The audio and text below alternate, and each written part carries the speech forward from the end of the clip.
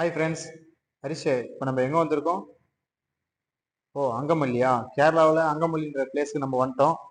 இதுதான் Angamaly railway station. அதுக்கு அடுத்தபடியே Sri Shankaracharya university. இந்த யூனிவர்சிட்டியில தான் இந்த காம்படிஷன் நடக்குது. அதுக்கான பிளேஸ்க்கும் நம்ம வந்துட்டோம்.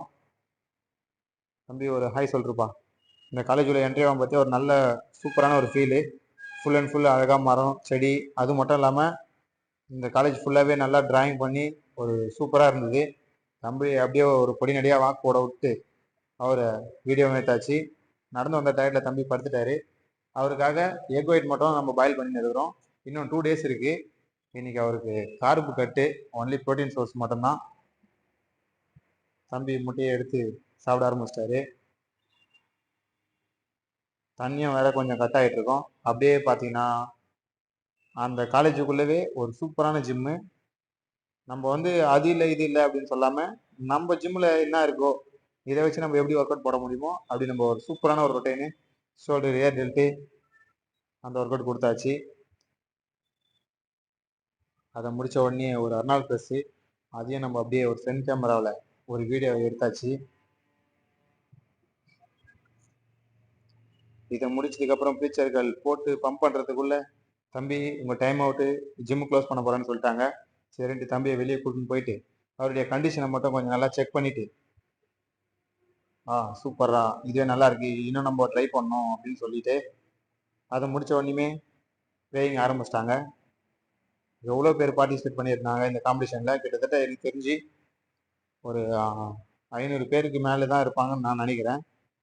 அதை நம்ம தம்பியை நின்று இருக்காரு வேயிங் கொடுக்க எஸ்ஆர்எம் காலேஜில். அது முடிச்சதுக்கப்புறம் நைட்டில் பார்த்தீங்கன்னா தம்பிக்கு சரி கார்பு கொஞ்சம் ப்ரோட்டீன் கொடுக்க ஆரம்பிச்சிட்டோம். அது முடிஞ்சதுக்கப்புறம் நைட்டு பாருங்கள், காலையில் எழுந்த உடனே பாருங்கள் எல்லாருமே தூங்கின்னு இருக்காங்க டயர்டில். கம்பல்சரி யாராக இருந்தாலும் டயர்ட் ஆகும். அது முடிச்ச உடனே தம்பிக்கு பாயில் எக்கு, கொஞ்சம் ரைஸ் இல்லாதனால ஸ்வீட் பொட்டேட்டோ மட்டும் தான் இன்னைக்கு லோடிங் கொடுத்துருக்கேன். ஸ்வீட் பொட்டேட்டோ கொடுத்து முடிச்ச உடனே தம்பியும் அதை இன்ட்ரெஸ்டாக சாப்பிட ஆரம்பிச்சிட்டாரு.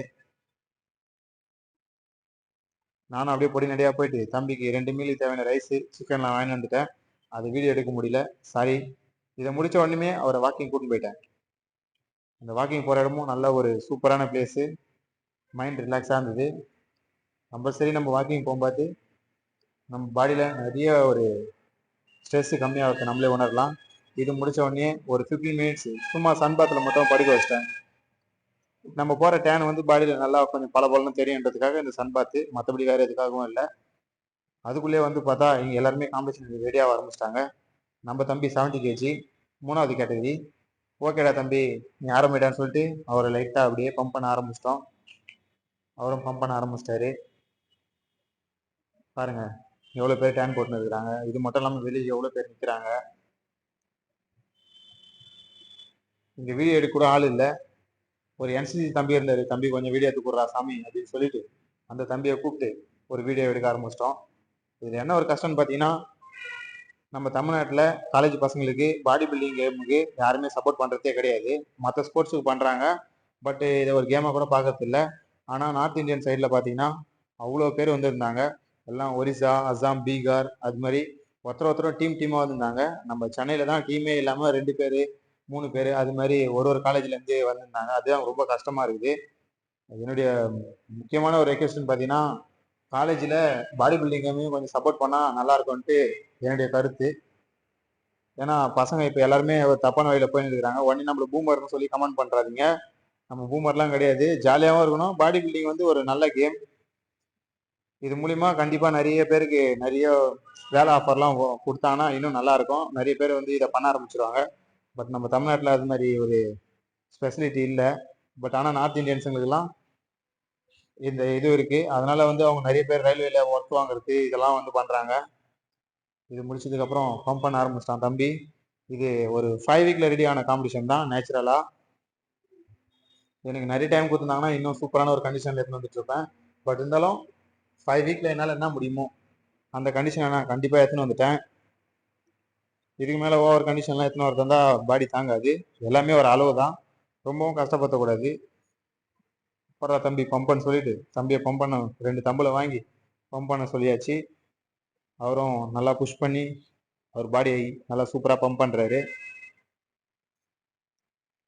இது முடிச்சதுக்கு அப்புறமேட்டு பாருங்க டேன் குவாலிட்டி எப்படி இருக்குன்னு பாருங்க. நிறைய பேர் சன் பாத் வாட்டர் மட்டும்தான் வந்து வெளியே வரும் அப்படின்றதுக்காக பண்ணுவாங்க. ஆனால் சன் பாத் பண்ணுறதுனால உங்கள் ஸ்கின் டோன் கொஞ்சம் நல்லாவே பளபளன்னு இருக்கும். ரொம்ப நேரம்லாம் இல்லை, பேபி ஆயில் தடவிட்டு கொஞ்சம் நேரம் வச்சாலே நம்ம பாடி நல்லாவே ஸ்கின் டோன் சூப்பராக மாறும்.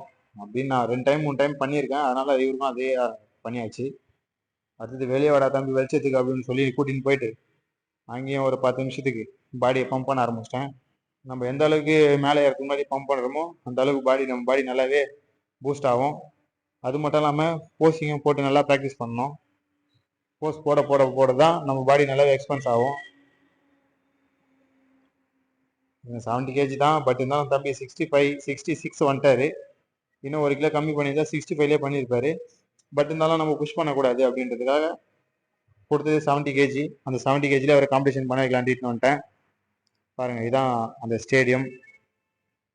அது சூப்பராக டெக்கரேஷன் பண்ணி சவுண்ட் எஃபெக்ட்லாம் பண்ணி எவ்வளோ ஆடியன்ஸ் இருக்கிறாங்கன்னு பாருங்க. பெருசாலாம் நம்ம வீடியோ எடுக்கல. இதில் 65 கேட்டகரி போயின்னு இருந்தது. அவங்களே சும்மா ஒரு வீடியோ போட்டேன். நம்ம தம்பியும் வந்து நம்ம மராந்தத்துலேருந்து தம்பி ஒருத்தர் வந்திருந்தாரு அகிலன்ட்டு. அவரால் முடிஞ்ச அளவுக்கு செம்ம சூப்பரான எஃபெக்டை போட்டார். பட் இருந்தாலும் காம்படிஷன் டஃப்பு. நம்ம வந்து இன்னும் ஹார்ட் ஒர்க் பண்ணணும்னு நினச்சிக்கணுமே கண்டி ஐயோ அப்படின்ட்டு சோர்ந்து போகக்கூடாது. அதுக்கு நம்ம தம்பி அகிலன் ஒரு உதாரணம் தான் சொல்லுவேன். அடுத்தது 70 kg ஸ்டார்ட் ஆயிடுச்சு. நம்ம தம்பி எப்படியும் லெஃப்ட் சைடில் ஒரு கார்னரில் தான் நிற்பார். பாருங்கள் லெஃப்ட் சைடில் நிற்கிறாரு. அவரையும் ஒரு வீடியோவை நம்ம கரெக்டாக ஜூம் பண்ணி காமிச்சிட்டோம். சூப்பராகவே அவர் கேட்டகரியில் ஒரு 65 பேர். அந்த 65 பேரில் அவர் நின்னதே எனக்கு ஒரு பெரிய விஷயம். இவ்வளோ தூரம் போய் நாங்கள் காம்படிஷன் பண்ணதே வந்து பார்த்தீங்கன்னா இந்த காம்படிஷனில் நம்ம நிற்போம் அப்படின்றதுக்காக தான். எஸ்ஆர்எம் காலேஜ் மூலிமா இந்த காம்படிஷன் தம்பி எடுத்துன்னு போனேன். அவரால் முடிஞ்ச வரைக்கும் ஃபுல் எஃபெக்ட் போட்டிருக்காரு. காலேஜ் இன்னும் சப்போர்ட் பண்ணியிருந்ததுன்னா இன்னுமே நல்லா பண்ணியிருக்கலாம். பட் இருந்தாலும் அவரால் என்ன முடியுமோ அதை அவர் சூப்பராக பண்ணியிருக்காரு. இது நீங்கள் காம்படிஷன் முடிச்சுட்டு பேக் ஸ்டேஜ் வந்த உடனே தம்பிக்கு தண்ணி கொடுத்துட்டோம். கிட்டத்தட்ட ஒரு 30 மணி நேரம் கழிச்சு தண்ணி குடிக்கிறாரு. தண்ணி குடிக்காமல் இருக்கிறது ரொம்ப ரொம்ப கஷ்டமான ஒரு விஷயம். கரெக்டாக இருந்ததுன்னா கமெண்ட் பண்ணுங்கள். இதில் எதனா மிஸ்டேக் இருந்தாலும் நீங்கள் கமெண்ட் பண்ணுங்கள், நாங்கள் சொல்லி திருத்திக்கிறோம். முடிஞ்ச வரைக்கும் நம்ம சேனலை சப்ஸ்கிரைப் பண்ணுங்கள். Thank you friends. இந்த வீடியோ ஃபுல்லாக பார்க்காம ஸ்கிப் பண்ணுறாதீங்க.